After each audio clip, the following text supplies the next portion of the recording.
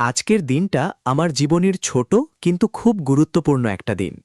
গতকাল আমার মোবাইলে একটা মেসেজ আসে, আমার পাসপোর্ট সংগ্রহ করার জন্য প্রস্তুত। মেসেজটা পড়ার পর প্রথমে বিশ্বাসই হচ্ছিল না। মনে হচ্ছিল সত্যি কি আমার এতদিনের অপেক্ষার ফল এখন হাতে পেতে যাচ্ছি।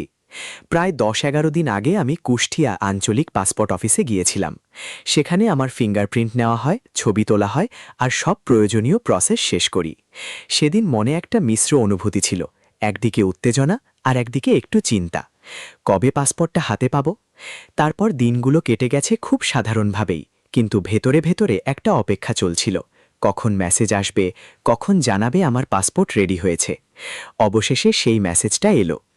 আর সেই কারণেই আজ আমি যাচ্ছি পাসপোর্ট সংগ্রহ করতে। যখন আমি অফিসের দিকে যাচ্ছিলাম, মনে হচ্ছিল এটা শুধু একটা কাগজ আনার যাত্রা না, এটা আমার জীবনের একটা ছোট অর্জনের যাত্রা। প্রতিটি পদক্ষেপে মনে হচ্ছিল আমি নিজের ভবিষ্যতের দিকে আরেক ধাপ এগিয়ে যাচ্ছি। অফিসে পৌঁছে যখন আমার হাতে প্রথমের মতো নিজের পাসপোর্টটা পেলাম, সেই মুহূর্তটা সত্যিই আলাদা ছিল।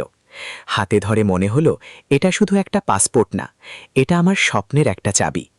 নিজের নাম, নিজের ছবি, নিজের পরিচয় সবকিছু একসাথে দেখে একটা অদ্ভুত গর্ব অনুভব হচ্ছিল। মনে হচ্ছিল আমি আমার ছোট্ট জীবনে আরেকটা লক্ষ্য পূরণ করলাম। পাসপোর্টটা হাতে নেওয়ার পর মনে হলো এটা শুধু শেষ না, বরং নতুন একটা শুরু। ভবিষ্যতে কোথাও যাওয়ার দরজা খুলে গেল, নতুন সুযোগের দরজা খুলে গেল।